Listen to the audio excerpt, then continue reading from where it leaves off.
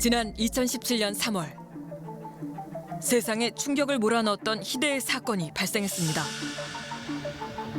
초등학생을 유인해 잔혹하게 살해한 범인은 놀랍게도 10대 여고생이었습니다. 왜 어린아이를 그렇게 살해하셨는지 말씀 좀 해주시죠. 피해자 가족분들한테 하실 말씀 없습니까? 10대 청소년들의 무자비한 폭행이 자행된 또 다른 사건.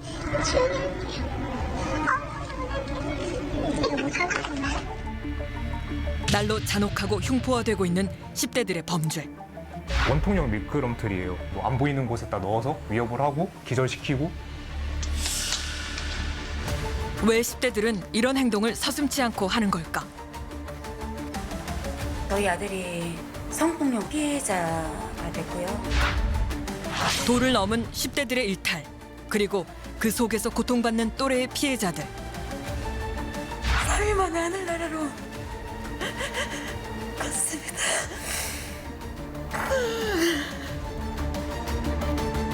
우리 사회의 화두로 떠오른 10대들의 잔혹 범죄. 그 실태와 문제 해결 방안을 살펴봅니다.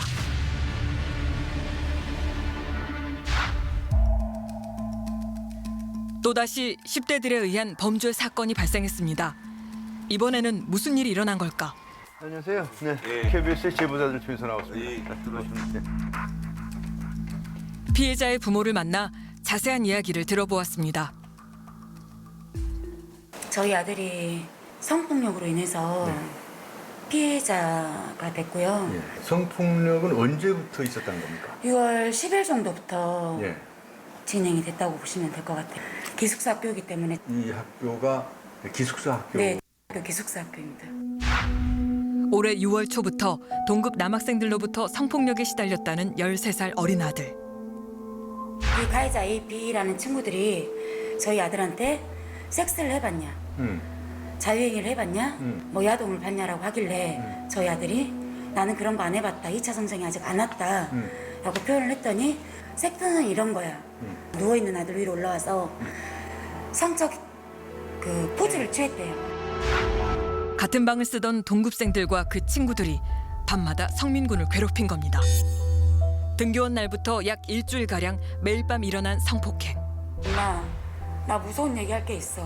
무서운 얘기가 뭔데? 라고 했더니 2차 성장이 안 왔다고 나한테 놀리고 얘네들끼리 성적 행위를 뭔가 이상한 짓을 했어. 아이들의 사태가 지금 수준이 너무 심각하구나라는 걸 그때 느꼈거든요. 아들의 이야기를 듣자마자 부모는 이 사실을 즉시 학교에 알렸다는데요. 가해자 피해자 조사를 하고 나서 가해자하고 피해자의 분리 조치를 요구를 했었죠, 이때부터. 그러니까 가해 학생들을 29일부터 학교 나오는 이 날부터 안 나오게 하겠다라고 저희한테 말을 했어요. 학교에 보내려고 했는데 가해 학생이 한 명 나오고 있다는 소리를 듣고 아들이 굉장히 불안해했어요. 가해 학생과 다시 만날 거라는 사실에 너무도 두려워했다는 아들. 학교에선 왜 이런 조치를 취한 걸까요? 학교 측의 얘기를 들어봐야겠습니다. 분리조치 이런 것들은 학폭에 관한 매뉴얼에 따라서 조사가 이루어지고 난 뒤에 피해 학생은 집에 귀가되어 있는 상태였습니다. 학생이 열반할 때까지 학교에 오지 않았습니다. 피해자인 성민군이 학교를 오지 않아 결과적으로는 다시 만날 일이 없었다는 겁니다.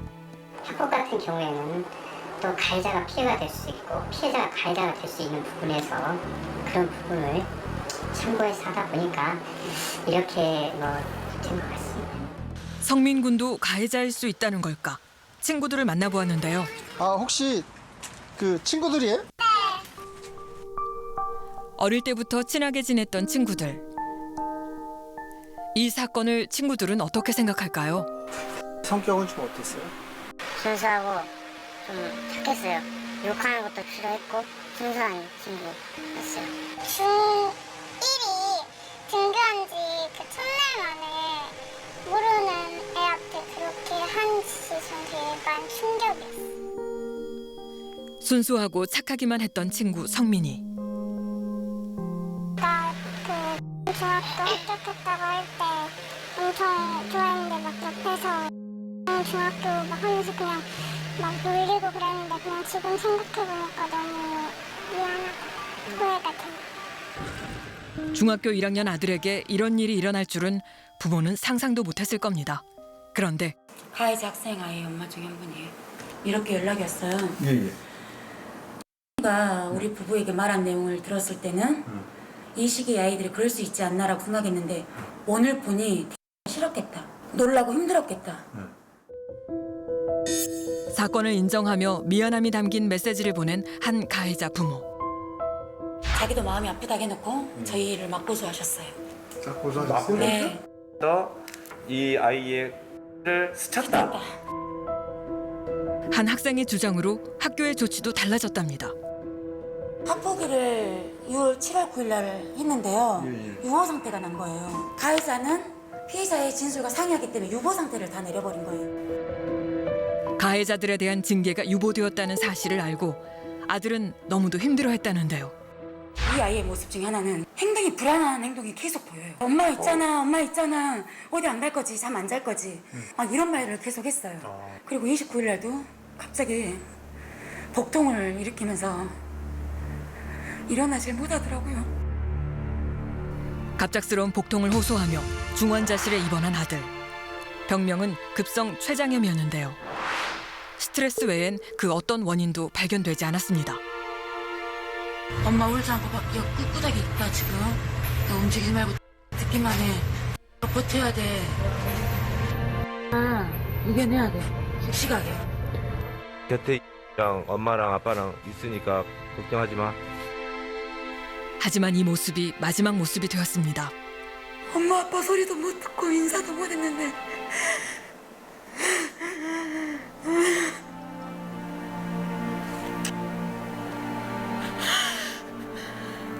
중환자실에서 3일 만에 하늘나라로 갔습니다. 성폭력이 발생한 지 한 달 만에 세상을 떠난 고 최성민 군. 또래 아이들이 저지른 성폭력 사건. 조사는 다시 시작됐지만 성민이는 이제 세상에 없습니다. 남자 청소년들 사이의 남성 간 집단적 성폭행은 자녀를 둔 부모들의 걱정을 더 크게 합니다.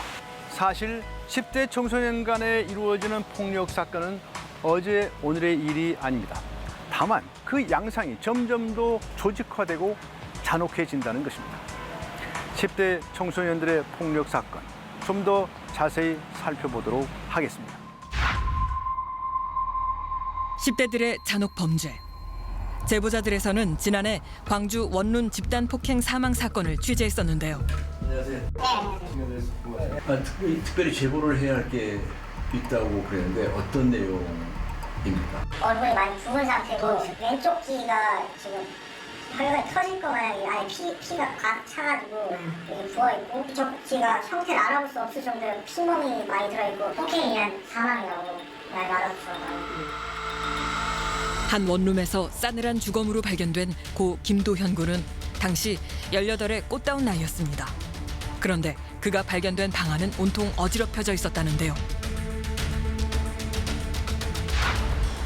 대체 이곳에서 무슨 일이 있었던 걸까요? 3월 달에 그 가해자들 4명이 있는 곳으로 이제 빌려가게 됐고요. 가해자 4명에서 피해자 1명을 두고 날 놀려라. 그렇게 하면 놀리면 놀린다고 때리고 그때부터 계속 거의 이제 감금 당하듯이 하면서 그 마루터 같은 계속 구타행위가 지속됐다고 보여지고 있습니다. 가해자는 평소 같은 학교에 다녔던 또래 친구 2명과 그들의 친구 2명.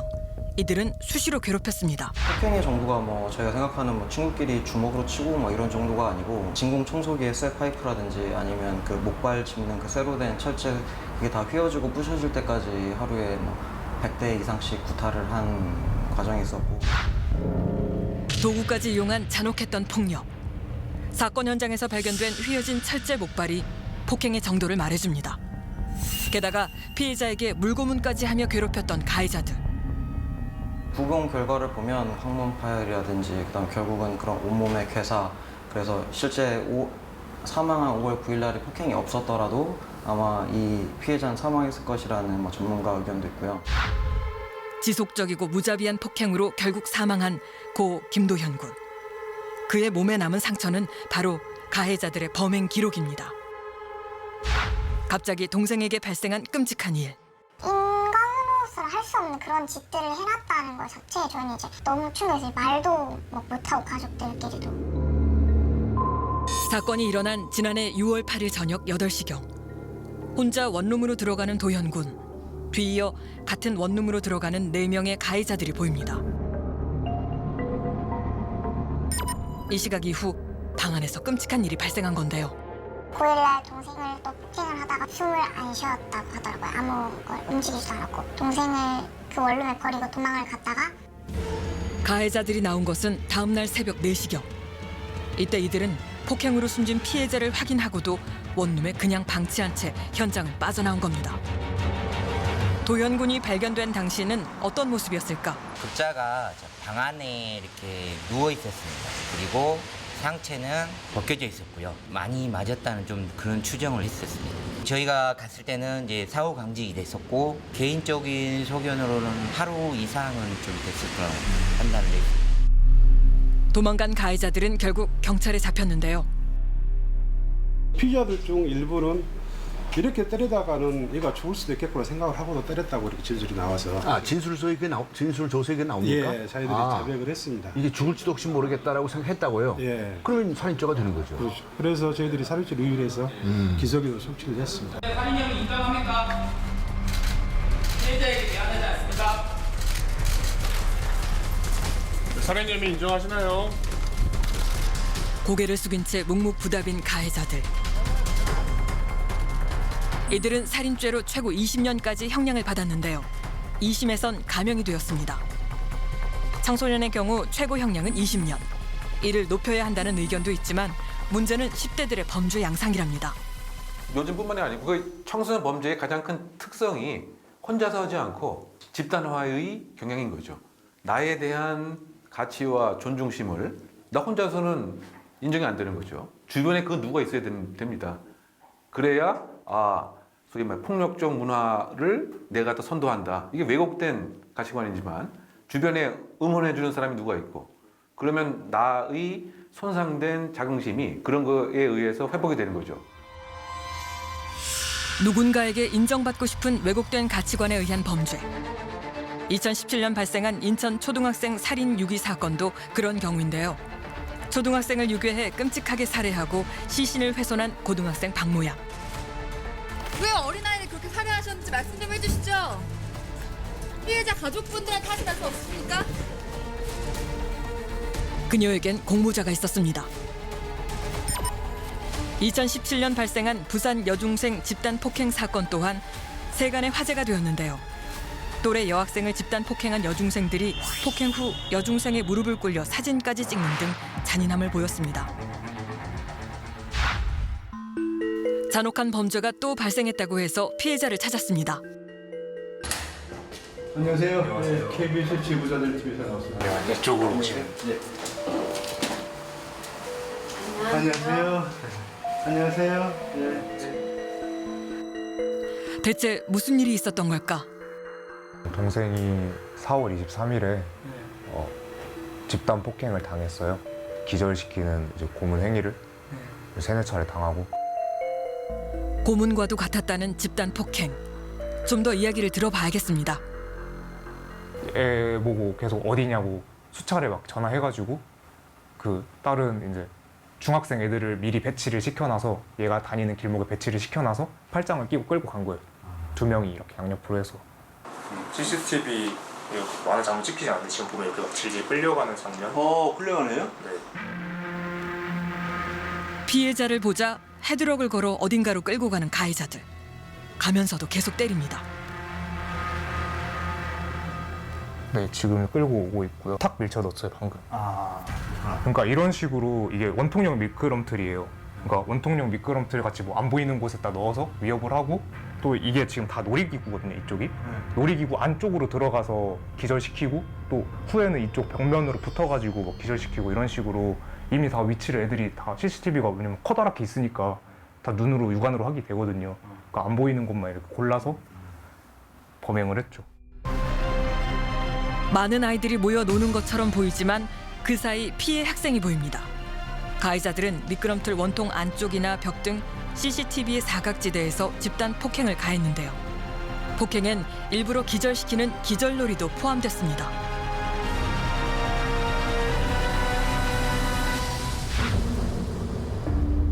CCTV에 포착된 그들의 범행. 사건의 현장을 직접 가보았습니다. CCTV 속의 그 놀이터입니다. 군데군데 돌아다니면서 그냥 막 밀치면서 때리고. 거의 2시간 동안 맞은 거니까 그냥 여기서 그냥 뭐 여기서 때리고 저기서 때리고 저기서 때리고 그냥. CCTV 안 보이게 여기 원통형 미끄럼틀 있잖아요. 여기다가 이제 애를 탁 밀쳐놓고 애들끼리 막 이렇게 막 여기 올라가고 막 이렇게 들어가고 감싸가지고 막 위협하고 협박하고 그렇게 하다가 여기 안쪽에 보면 놀이기구 안쪽에 공간 있잖아요. 여기서 이제 1차 기절놀이가 있었고 그 다음에 이제 빠져나와서 이 벽 쪽에서 2차 기절놀이가 있었던 거예요. 이곳에서 모두 4차례에 걸쳐 기절놀이와 폭행을 당했다는 민호군. CCTV 사각지대에선 그날 무슨 일이 벌어진 걸까요? 1차 이뤄졌고. 여기서? 전부 다 에어싸움. 여기 전체를 이 둘레를 바깥에도 아래싸움. 한 손은 코랑 입을 막고. 이렇게 해서 이렇게 한 거 맞아? 이렇게 해서 압박을 계속 하는 거죠. 그리고 뒤에서는 이제 조력 밀기도 하고. 네, 왜냐면 더 가슴을 세게 압박을 하려고 밀고. 이렇게 해서 기절을 이제 기절이 순간적으로 기절이 되든가요? 정신이 잃었겠네. 근데 어떻게 깨어났어요? 주먹으로 때려가지고 깨우고 있어요. 기절시켰다가 다시 때려서 깨우기를 반복한 겁니다.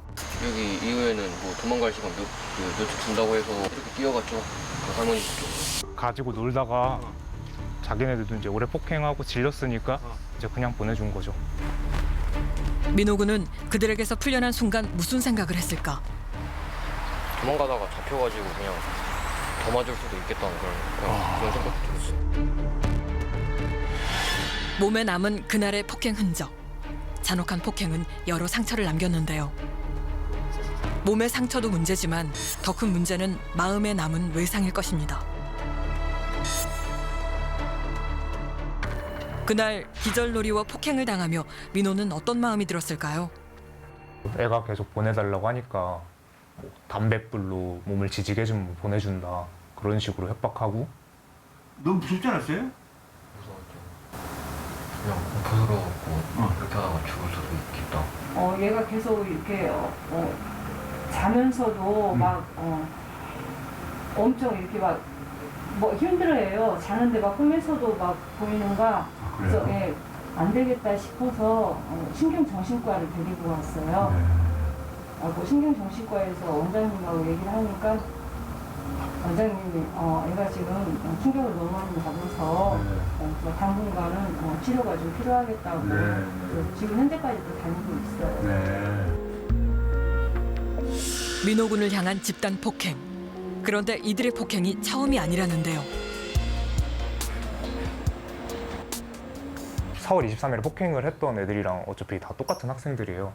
거기 있던 애들이 그 볼링장으로 동생을 직접 불러서 먼저 뭐 얼굴에 침을 뱉는다든가 아니면 뭐 주먹으로 때린다든가 그런 식으로 이제 폭행을 했었죠.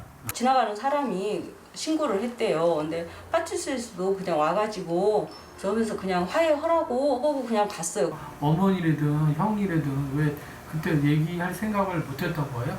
보복이 무서워. 보복이 그 친구들이. 그렇다면 가해자들에 대한 처벌은 어떻게 되고 있을까요? 애들이 행위에 대해서 거짓말을 너무 많이 하거든요. 애들이 다 부인합니까 지금? 다 부인하고 오히려 제가 애들이 그 진술한 걸 봤는데 동생이 기절을 막 더 시켜달라고 했다. 미쳤나 이씨.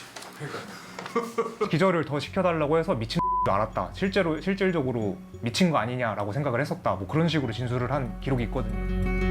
피해자를 더 기가 막히게 한 건 가해자들의 진술이었습니다. 피해자의 요구로 기절놀이를 했다는 이상한 주장. 그렇다면 처분은 어떻게 내려졌을까요? 학교에서 어느 정도 뭐 걔네들을 격리를 시켜준다든가 좀 동생을 학생 차원에서 보호를 해줄 수 있는 그런 방안이 필요하다고 생각을 했는데 처음에 내린 처분이 가장 큰 처분이 출석정지 5일로 끝났고요. 뭐 직접적으로 폭행을 한 사람도 서면사가 이 정도로 끝난 거예요. 잔혹하게 집단 폭행을 했지만 이들이 받은 처벌은 누가 보기에도 너무나 가볍습니다. 피해자 측에선 이런 처분을 도저히 이해할 수 없었다는데요. 처벌이 경미하잖아요. 그래서 바로 행정심판을 청구를 했거든요. 근데 행정심판 결과도 출석정지 10일이 가장 큰 처분이었고요. 강제전학 당한 애가 딱 한 명 있긴 한데 걔가 강제전학된 이유는 걔는 이미 그 소년원도 갔다 온 애고 이미 중징계를 많이 받았던 애라서 유예기간이라서 강제전학을 보낸 것 같아요. 행정심판을 요구했지만 그 결과도 역시나 너무나 가벼웠습니다. 더욱이 학교폭력이 아니라는 결과까지 나왔다는데요. 어떻게 이런 어처구니 없는 결과가 나온 걸까요? 교육청은 학교폭력에 대해서 태산 행정심판위원회는 되게 단호해요. 그래서 다 처분을 거의 다 올렸어요. 중학교가 지금 퇴학을 못해서 전학이 최고 처분이거든요. 막상 해보니까 주도한 학생이 중학생이더라고요. 전학으로 가중 처분한 거죠. 고등학생이었으면 퇴학했을 거예요. 학교폭력위원회의 결정, 이에 대한 문제도 제기됩니다. 그 학폭에서 처음에 그냥 학생 간의 다툼 갈등으로 사안을 놓고서 시작을 하고 대부분 학교에서는 그냥 거기서 마무리되길 바라겠죠, 사실은. 학교 내에서 발생한 그 학교 폭력의 일단 모습이기 때문에 일단은 처음에 이 사안의 그 사실관계를 이제 파악을 하고 가장 더 중요한 것은 같은 공간에서 과연 학습 활동을 계속 하게 할 수 없는 이런 상황에 이르기 때문에 그것에 있어서의 이제 그 학폭의 결정이 상당히 그 중요한 겁니다. 현재 경찰 조사가 진행 중이라는데요. 하지만 우려되는 부분이 있답니다. 걔네들이 다 같은 무리고 CCTV에도 찍혀 있으니까 가해자들을 충분히 제대로 조사만 해서 진술만 받아냈더라도 쉽게 정보를 알아낼 수가 있거든요. 2달이라는 시간 동안 실제로 6월 중순까지 경찰에서 그 추가 가해자들을 못 밝혀내는 거예요. 그 사건에 있던 목격자가 있거든요. 그 목격자한테 CCTV를 보여주면서 얘는 누구고 얘는 누구고 얘는 누구냐 이렇게 해가지고 제가 직접 조사를 해서 경찰한테 갖다 바쳤죠. 경찰의 입장도 들어보았습니다. 예, 저희가 뭐 수사의지가 약해졌다고는 하면 참 할 말이 없는 게 그럼 앞으로 뭐 이런 사건 발생하면 무조건 가해자 학생들은 다 나쁜 놈으로 보고 막 내일 나와라 뭐 해놔라 그렇게 이럴 수가 없는 거죠. 수사에도 좀 시일도 걸릴 것으로 보이고 저희가 이번에 이렇게 검찰에서 지휘가 왔기 때문에 거의 원점에 재검토한다는 그 기조로 지금 제소를 하고 있습니다. 다시 시작된 조사, 이번에는 보다 철저하게 이루어지길 기대해봅니다. 청소년 피해자들은 대부분 같은 학교, 같은 동네, 같은 또래 집단에 속해 있는 경우가 많습니다. 그래서 2차 가해는 물론 그 후속 가해가 계속될 가능성이 대단히 높습니다. 그럼에도 불구하고 우리 학교에서나 경찰에서는 피해자를 최우선적으로 보호하고 개입하고 조사하는 점이 있어서 아쉬운 점이 있지 않은가 생각이 되고요. 더 나아가서 이런 일들이 청소년 범죄를 더 유발하는 것은 아닌지 우려됩니다. 학생들이 그런 행동을 하면서 교사도 무서워하지 않고 뭐 경찰도 무서워하지 않고 자기에 대해서 어떤 처벌을 내리는 법원의 처분조차도 별로 두려워하지 않는다. 그런 행동은 지속될 수밖에 없고 더욱더 잔혹해지거나 가해를 하고 난 이후에도 피해자들에게 뻔뻔해지거나 이렇게 될 수밖에 없는 거예요. 가해자도 문제지만 이후 조사 과정은 더 받아들이기 어려웠다는 피해자 가족. 마음에 응어리가 남았습니다. 우리 애가 진짜 뭐 걔네들한테 그날 맞아서 죽고 그러면 그때나 심각하다고 생각하고 조사를 할 건가. 그 전에 미리 방지를 해줄 수는 없는가. 저는 그런 것도 진짜 너무 진짜 그런 거 생각하면 너무 약이 올라요. 10대들의 잔혹한 집단 폭행 사건은 잊을만 하면 다시 발생하고 있습니다.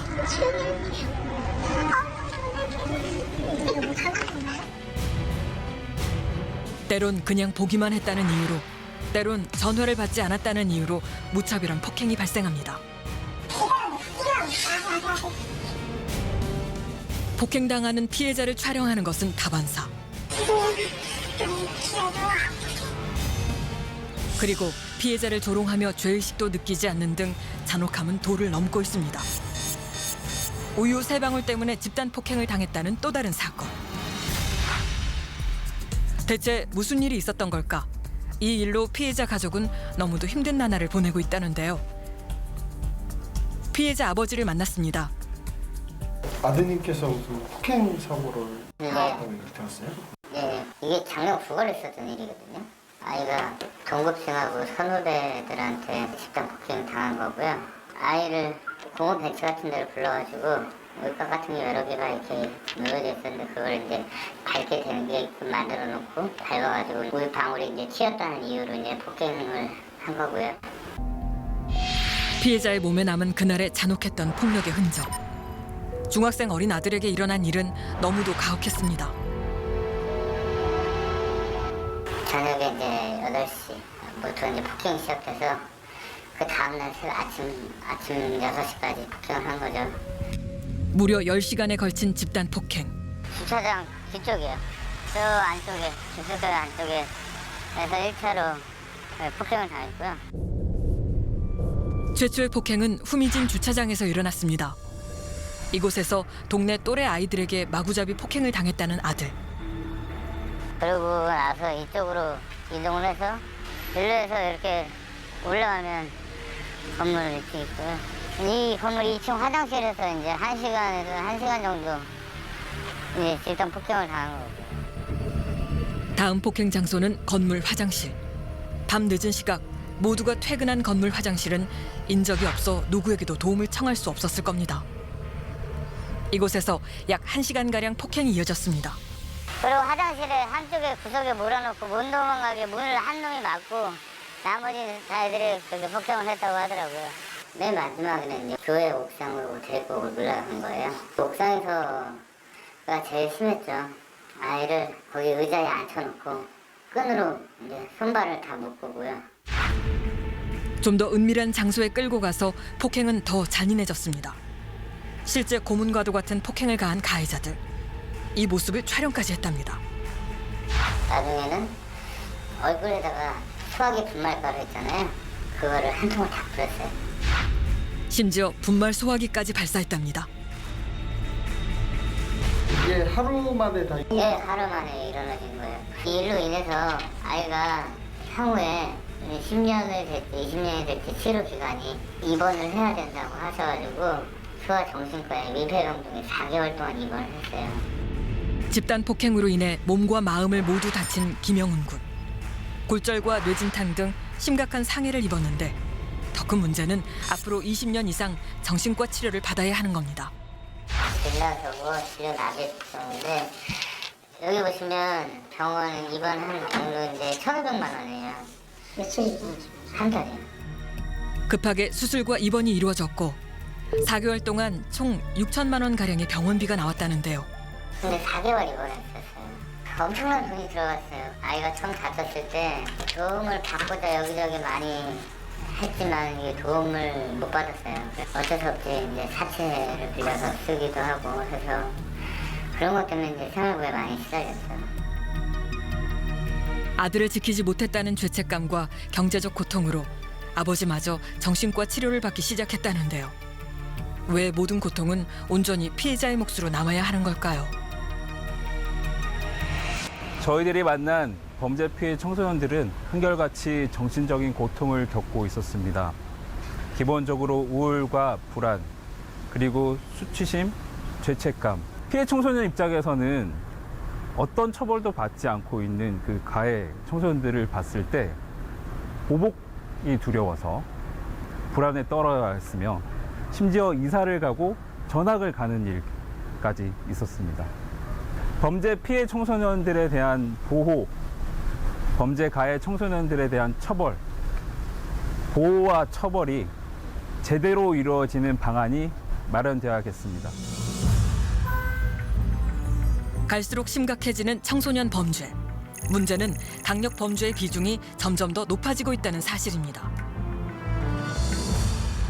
나름의 왜곡된 폭력 부분 문화가 집단 속에 터잡게 되고 그러면 그것은 결국 더 폭력적이게 인정을 받게 되니까 범죄 양상은 흉포가 되는 것이고 그리고 여러 가지 그 매체를 통해서 범죄에 착수하고 숨기는 범죄 지능은 높아지게 된 거죠.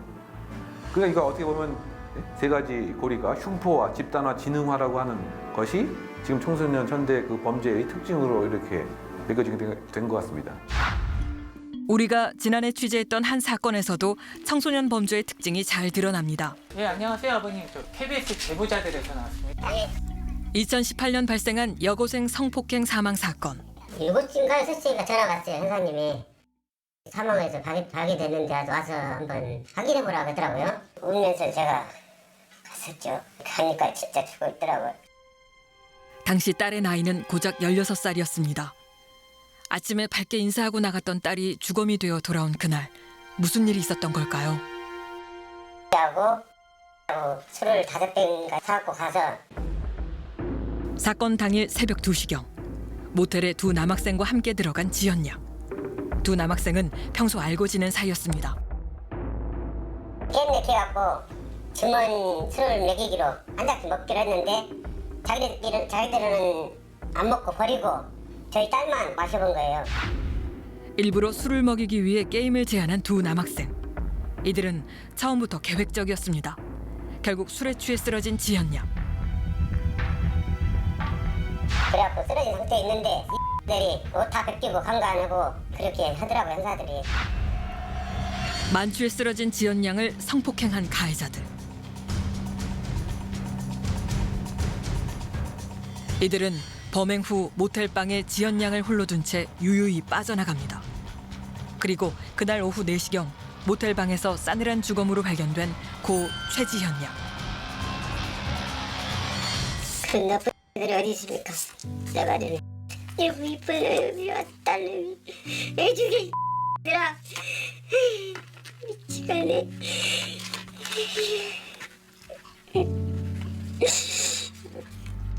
딸의 휴대폰을 통해 그날을 짐작해 봅니다. 여러 명이 왔었네요. 네, 그날 13일, 12일 날. 3일 날 그날 이제 그 시간대가 중요하니까 요때네요, 요때. 그쵸?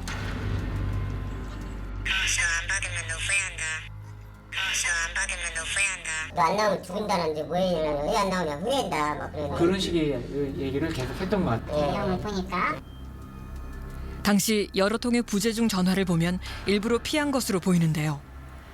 나가기 직전 가해자와 주고받은 메시지를 보면 가해자가 유인한 것을 알 수 있습니다. 평소 알고 지낸 가해자들에게 범죄의 표적이 된 지연 양. 그녀는 결국 사망했습니다.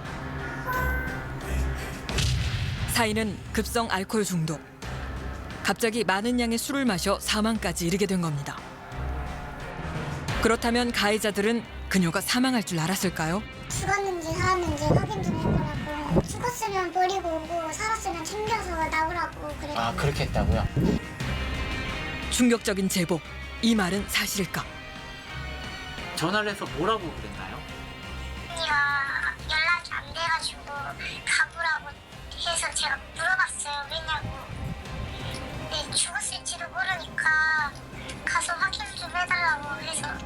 가해자들은 그녀의 죽음에 대한 책임을 피할 수 없어 보입니다. 그리고 점차 드러나는 그들의 범행. 이 사건 발생 이전에도 가해자들이 피해자하고 술을 정자에서 술을 마시고 피해 학생이 이제 정신을 완전히 잃었어요. 정신을 잃고 스스로 몸을 가누질 못하니까 피해자를 병원으로 옮깁니다. 그 상황에서 또 강간을 했어요. 사건 몇 달 전 이미 지연 양에게 성폭행을 한 가해자들. 그녀가 가해자들의 전화를 피한 이유가 이 때문은 아니었을까요? 가해자들에 대해 좀 더 알아봐야겠습니다. 평소 이들은 어떻게 행동했을까? 거의 강압적이죠. 술 많이 먹이고 이제 의사 표현이 정확히 안 될 때 그때까지 먹이고 하는 거죠. 한두 번이 아니니까. 저는 평소에도 좀 싫어했었어요. 여자 성폭행 목적으로 계속 술 마시자고 연락 오고 저한테도 연락이 왔거든요. 본인도 한테 이렇게 당할 뻔했던 거예요? 아, 이거 솔직히 말해야 돼요? 당했었어요. 당했었어요? 네. 본인도 피해자라고 어렵게 밝힌 여학생. 이 학생 외에도 피해자가 더 있지 않을까? 솔직히 기억이 잘 안 났어요. 왜냐하면 술을 먹은 상태였고 의사 표현도 확실히 안 됐고. 그럼 다른 친구들도 이나 한테 이렇게 성폭행을 당하거나 그런 친구들이 좀 있어요? 꽤 있어요. 가해자 중 한 명은 9년, 다른 한 명은 장기 8년, 단기 6년의 형을 받았는데요. 과실치사가 인정된 겁니다. 이 사건을 취재한 지 1년 넘게 흘렀습니다. 그런데 흡사한 일이 또 발생했다는 제보가 들어왔는데요. 같이 놀자라는 식으로 아이를 불러냈어요. 제가 이야기 듣기에는 그 오빠들이 술만 사주고 자기들은 뭐 가기로 했는데 술을 사주고 같이 술을 먹고 술 먹기 게임을 한다는 식으로 아이를 만취 상태로 이제 유도를 좀 해서 취하게 만들었나 보더라고요. 동네 오빠 2명이 나오라고 해서 나간 자리. 갑자기 술 마시기 게임이 이루어졌다는데요. 술 먹다가 토하고 나서 오빠 2명도 들어와가지고 그래서 그냥 침대에 누워서 자고 있었어요. 그리고 얼마 안 돼가지고 나와서 일이 벌어졌고. 그녀가 술에 취하자 두 남학생은 그녀를 상대로 성폭행을 저질렀다는데요. 술은 그녀를 한거불능으로 만들었습니다. 같은 학교 재학 중에 3학년 이제 상급생 아이가 불러냈죠. 하나 집이 비니까 거기서 놀자는 식으로 아이를 유도해서 불러낸 것 같습니다. 첫 번째 일이 있으면서 왜 두 번째 일에 또 갔냐. 그리고 솔직히 첫 번째는요. 술을 마신다는 얘기가 없었고요. 그리고 저는 술을 마시려고 하지 않았고요. 그리고 두 번째는요. 저는 거기서 한 명만 연락을 했었어요. 그 연락하는 오빠가 있으니까 나머지 오빠는 저를 건들 거라는 생각을 아예 안 했고. 이전 사건 당시엔 없었던 오빠가 있어 같은 일이 일어날 거라고는 예상하지 못했다는데요. 상급생 아이가 아이한테 집요하게 성관계를 갖자고 계속 집요하게 강요를 한 것 같습니다. 그녀의 예상과는 달리 그 남학생은 이전 사건에 대해 알고 접근한 것은 아닐까. 첫 성관계가 이루어지고 나서 나머지 두 학생이 외부에서 술을 사들고 와서 아이한테 또 술 먹기 게임식으로 하자고 해서 아이를 또 만취하게 만들어서 나머지 순차적으로 또 그런 관계들이 이루어진 거 그렇네요. 또다시 게임을 하자며 그녀에게 술을 먹인 남학생들.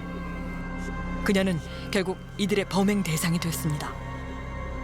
갑자기 분위기를 몰아가면서 저 이제 술 게임을 하면서 제가 걸리게 하는 거예요. 근데 제가 그냥 방에서 자고 있을 때 들어온 거죠.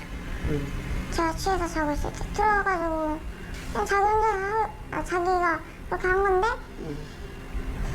근데 웃긴 건 제가 두 번째 일은 흐릿하게 장면만 기억이 나잖아요. 근데 합의를 보고 다 했다는 거예요.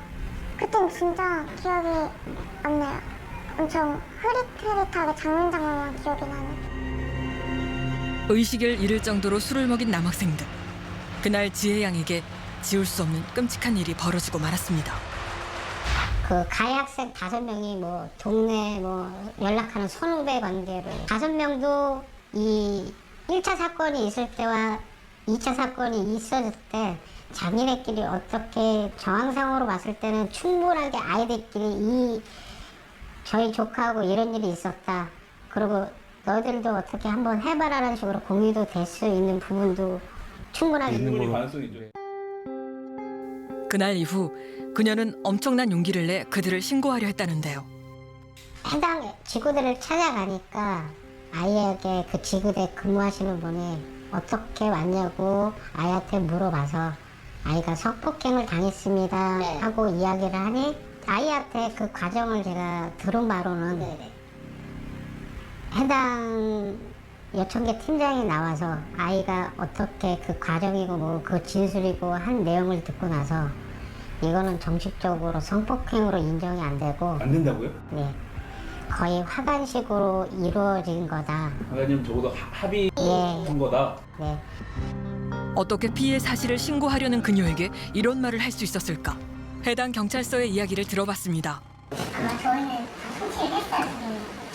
송치 경찰관이 나가서 상담을 다 하고 팀장은 그러면 부모님 연락처를 내려달라는 거기한테 연락을 하고 그다음에 진행을 하시고 이렇게 얘기를 하는데 그때부터 아이가 말을 안 한 거예요.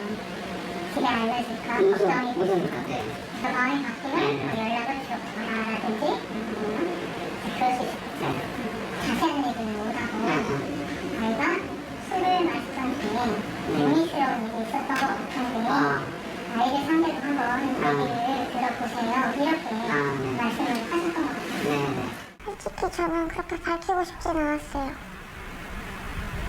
저는 솔직히 그때 제가 경찰서에 간 것만 해도 좀 무서웠거든요. 그랬을 것 같아. 신고를 넣는다 해도 제대로 처벌을 주지 않거나 그러면요.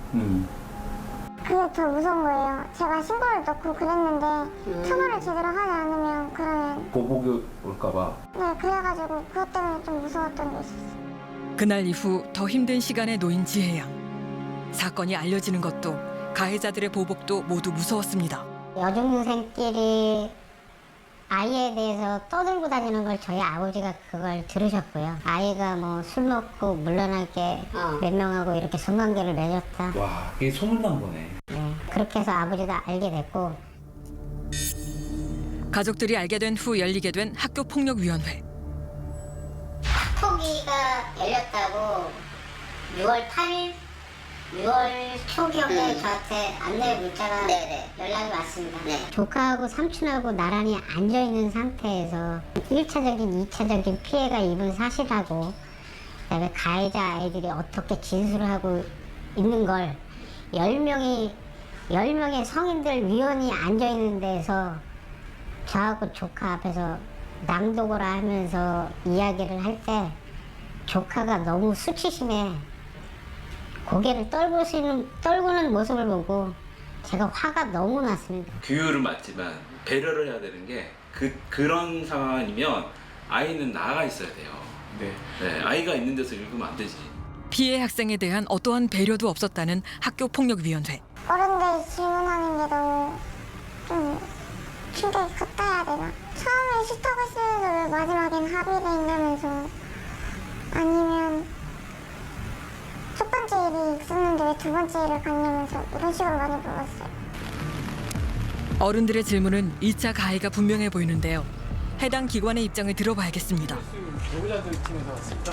경찰서에 신고가 되고 경찰서에서 조사가 이루어졌었고 그 다음에 학교로 다시 와서 알게 되고 피해 학생에 대한 보호 조치를 했더니 우선 학생이 거부를 했었고 이런 부분들인 거잖아요. 그러니까 이런 부분들이 쭉쭉 연결해서 지금까지 오게 된 거였고요. 물론 사안 낭독에 대한 부분은 또 법원에서도 마찬가지가 낭독하는 부분은 다 마찬가지인 거고요.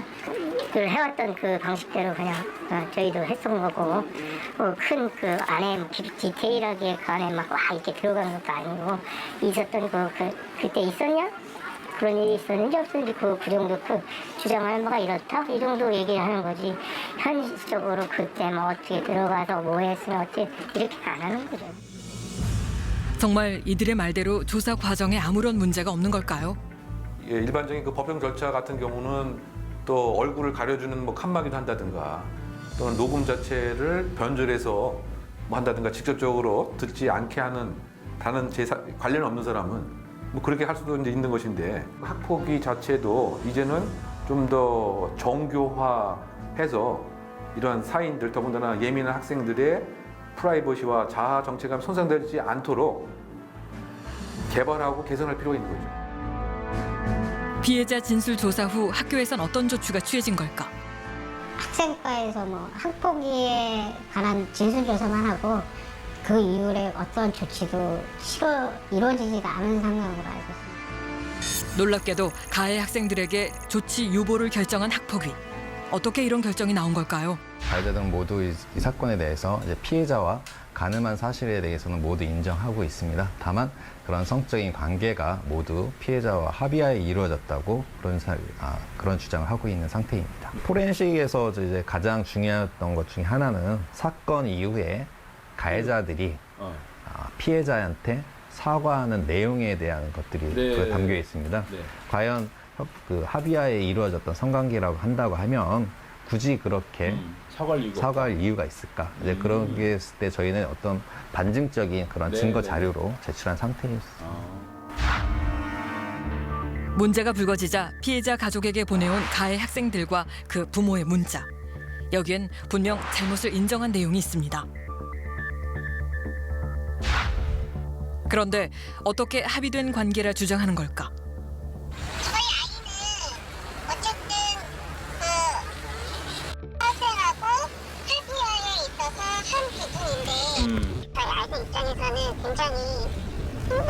거고 현실적으로 이제 학생이 처음부터 강제적이다 원하지 않는 것을 했다고 이야기를 하는데 그러면은 바로 붙잡거나 어떻게 되지 않은 그렇게 해야 되는 거 아닙니까?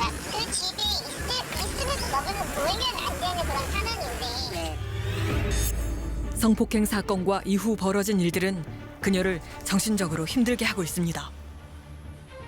솔직히 좀 조울증 같아 보이긴 해요. 화만 엄청 냈다가 갑자기 막 울컥했다가 갑자기 막 어이없는 웃음을 짓고 살짝 그걸 반복해요. 하루 일상이. 그래서 이 일이 떠오를 때도 어떨 때는 화났다가 어떨 때는 울었다가 어떨 때는 막 허탈해서 웃고 있어요. 솔직히 말하면 또라이 같아요. 지혜 양은 지금 어떤 상태일까요? 학생 얘기를 좀 하자면 PTSD, 그러니까 외상후 스트레스 장애 증상들이 보였어요. 그래서 뭐 진단도 내릴 수 있을 정도였고 그 일로 인한 아주 큰 정말 고통스러운 후유증을 겪고 있거든요. 그러면은 그 사건 자체에 대해서 아이는 어떻게 받아들였냐, 그 사건에 대해서 어떻게 해석하냐 했을 때 거짓말을 하거나 지어낸다기보단 그런 생각을 하지 않고요. 그 증상이 말해주는 거죠. 청소년들에 의해서 발생되는 이제 성폭행 사건 같은 경우는 협박을 해서 끌어내고 그리고 이제 술을 먹여서 뭐 게임 같은 것을 해서 정신을 차리지 못하게 하고 집단적으로 윤관을 하고 또 나중에 그 이후에 나쁜 소문을 퍼뜨리고 문제가 된다면 합의에 의한 성관계다라고 얘기를 하는 것이 수순이거든요. 피해자들의 입장에서 바라본다면 경찰이 이 사건을 대처하고 처리해 나가는 그 과정이 좀 더 피해자 중심적으로 적극적으로 대처를 해 나가지 못하고 있다라고 하는 것이 좀 안타까운 그런 상황이라고 봅니다. 10대들의 잔혹한 범죄는 우리나라만의 문제는 아닙니다. 지난해 미국을 충격에 빠뜨린 사건. I know what I did was wrong, and I know I could have probably done something different. 그녀는 1급 살인 혐의로 기소되어 최대 99년형을 받을 수 있습니다. 장남 삼아 도로에 돌을 던진 10대들. 이 일로 차량 탑승자는 사망하고 말았는데요. Nature of the charge and particularly the allegation regarding the safety of the public in this matter, the court ordered that the defendant be held. 사건을 저지른 10대 가해자들 모두 성인과 같은 2급 살인죄가 적용됐습니다. 다른 나라 청소년 범죄 처벌은 더 엄격한 쪽으로 변화하고 있는데요. 최근 우리나라에서도 이에 대한 필요성이 제기되고 있습니다. 그 해외 같은 경우는 뭐 예를 들면 성범죄라든가 뭐 살인이라든가 그러면 거의 종신형이라든가 또는 뭐 25년 이상의 아주 그 중형에 그 처하게 되지만 우리 같은 경우에는 소년법의 그 특칙으로 그 가석방의 기한도 상당히 그 앞당겨지게 되고요. 아주 약취유인 살인 같은 경우를 제외해 놓고는 그 상한선 자체가 20년이 안 됩니다. 그 상당히 강력 범죄에 있어서 경미하게 처벌되는 것이 우리 그 청소년 범죄의 하나의 특징인 거죠. 점차 흉포해지는 오늘날의 청소년 범죄. 현재의 소년법으로 이를 바로잡을 수 있을지 의문이 제기되고 있습니다. 지금까지 최근 논란이 되고 있는 몇몇 청소년 범죄에 대해서 살펴봤는데요. 청소년 범죄라고 해서 성인 범죄에 비해서 크게 다르지 않다는 사실을 알 수 있었습니다. 가해자의 경우에 성인 범죄 가해자에 비해서 청소년이라는 이유만으로 매우 가볍게 처벌되는 경향이 있었고요. 피해자의 경우에는 성인 범죄 피해자에 비해서 비교적 배려되지 못하고 있다는 사실을 발견할 수 있었습니다. 청소년 범죄가 발생하면 일단 가해자와 피해자에 대해서 철저하게 분리 조치를 취하고 그리고 2차 가해가 발생하지 않도록 철저한 환경을 조성해 주는 것이 중요한데 그 점에 있어서 우리 청소년들을 무방치로 방치한 것이 아닌가 하는 아쉬움이 듭니다. 갈수록 심각해지는 청소년 범죄. 지금 우리 사회에 필요한 것은 무엇보다 피해자 최우선의 배려를 가지고 강력한 대책을 세워 나가는 것이 아닌지 생각해 볼 때입니다. 날로 집단화되고 흉포해져 가는 10대 청소년들의 범죄. 그리고 보호받지 못하고 더욱 고통받는 피해자들. 복주하는 10대들의 잔혹 범죄를 막을 방법을 이제는 찾아야 할 때입니다.